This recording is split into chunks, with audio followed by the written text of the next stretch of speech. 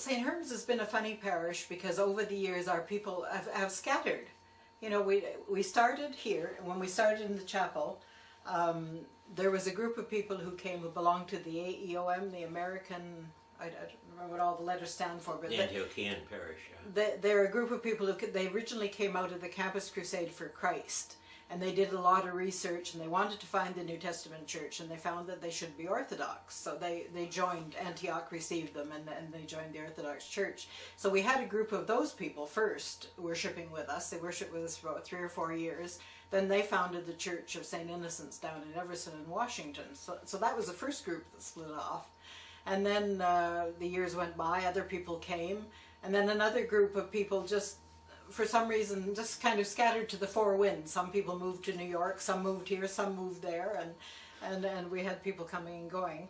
And then we had, Father Lawrence has inspired, you probably heard that, inspired a lot of young men to enter the ministry.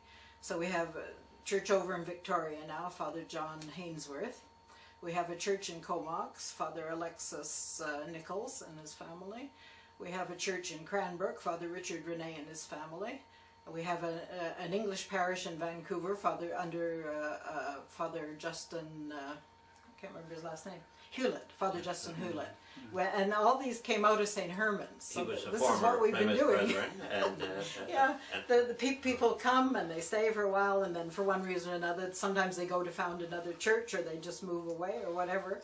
And then, so it's truly amazed us, you know, because this all came out of our original conversion, and we weren't expecting anything like this. We didn't know what would happen, but it's just so wonderful, you know, the way that English Orthodoxy has proliferated over here. Andrea's piano teacher was a Jehovah's Witness, so even the Jehovah's Witnesses have helped us without knowing it. Yeah, that's right. Yeah.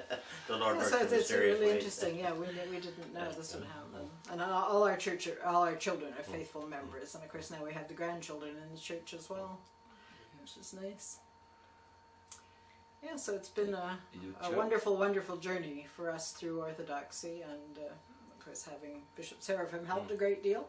And in our parish, it's been mostly we've gotten new members because they're young, a lot of young people, and they bring their friends. They say, "Oh, come, you know, come and see our church," and then the friends join, and they bring friends, and that's mostly the way it's grown. Although we've had odd different things like Kai Lerche, who's the head of our current parish council. He was a lapsed Roman Catholic, and he said one day he was just surfing the net for something to do. He had retired just recently from teaching, and he said it was like as if somebody tapped him on the shoulder and said, "You should be looking for a church."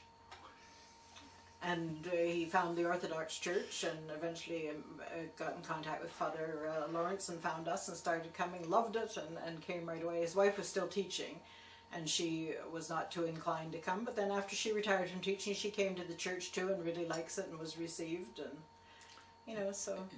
I got interested in icons even before we became Orthodox, I think. That's how we became Orthodox. Yeah, we got interested and then went to visit and I picked up the little old lady I thought was a patient. She invited me to Holy Resurrection to a bazaar. Father Alder. But you were painting icons before that. Oh yeah, what was the priest, and I asked him to show if he'd show me the chapel. He did, and said, "Why don't you come to church sometime?" And that opened the door.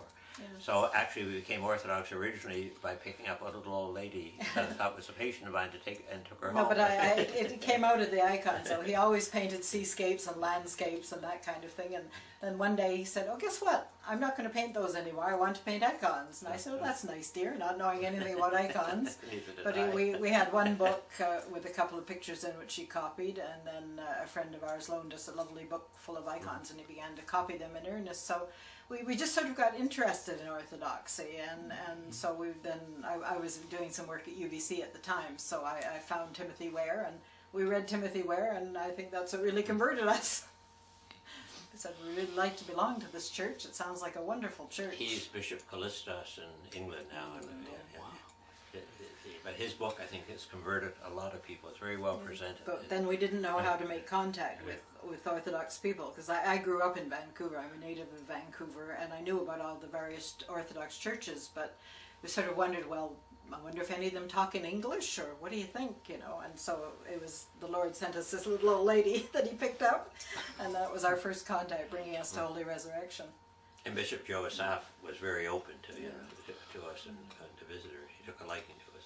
and vice versa. Yeah, he came out many times, and how many icons did you make? How many icons? oh, thousands. I found that King David took a census of the people once, and the Lord was angry with him because he took a census. I can't remember which one of the Old Testament books it's in.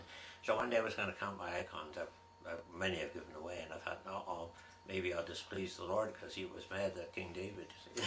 They're counting the people. I better count my icons. He's made hundreds. Most of them are just small copies I put out on the feast day in the chapel, and I've never counted them. Some days I have maybe 5 or 6 icons of saints for the day. I get them from different sources, and some day, a few days I only have 1 or 2. Many days only 1 or 2. But I think I have an icon for every day of the year for one of the patron saints, as well as the great feast, of course. Wow. When we go out, I'll give you a piece. So it actually. His collection of This icons. is the first day of January, so I have most of them are hidden in the benches, and so I keep them by the month. But I just took out the icons for January and put them up against the wall, so I can pick them out easily each day. And there's probably maybe about 60 or 70 for January. So at least. But dear old Bishop, or Father, the one we used to take to Victoria, Father John? Father John Carity, yes, said once, don't paint too many icons, with a big smile. We were passing the University of Victoria once. We used to drive over. There's a small church, a man that got the idea of a church in his garage from our St. Herman's. And we passed the university. He said, Doctor, what that place? Because his English wasn't super good.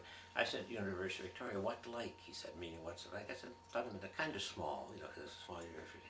He said, Doctor, Socrates small. In other words, the size didn't really matter. Yeah, he didn't speak very much English, but he made some very good sayings. And he was in his 90s. He came down and...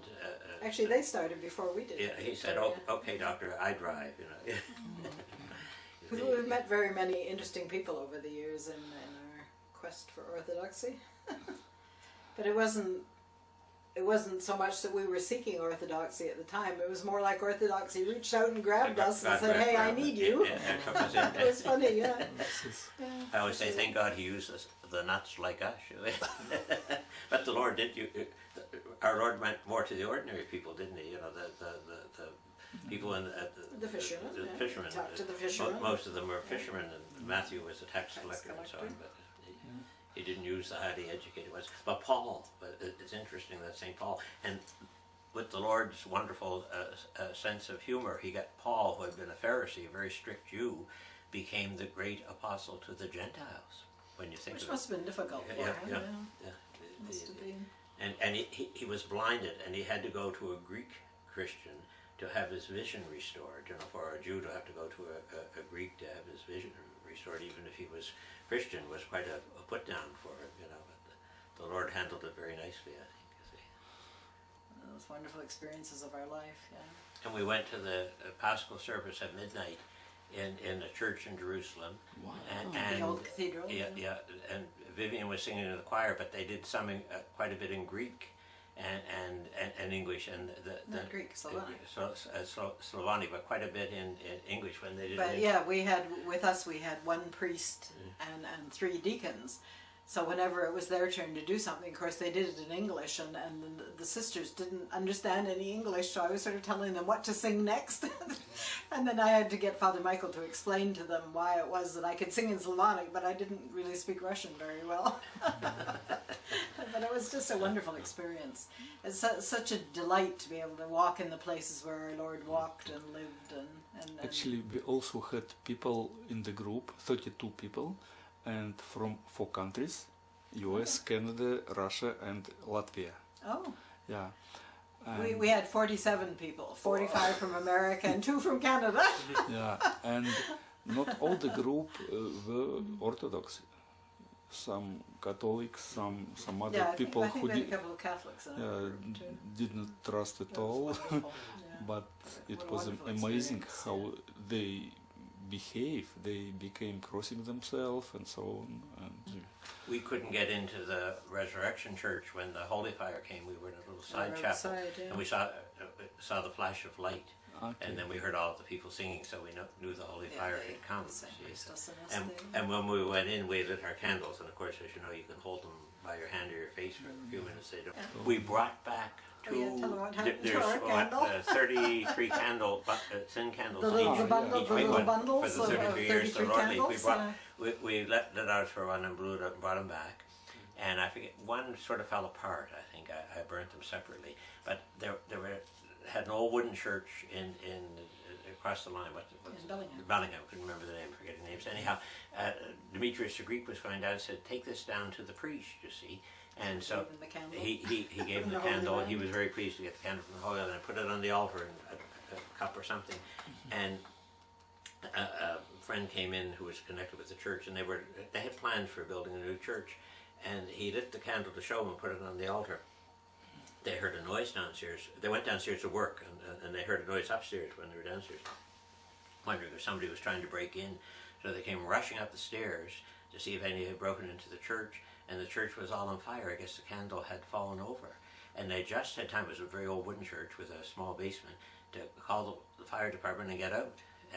And within 15 minutes practically it was burnt down.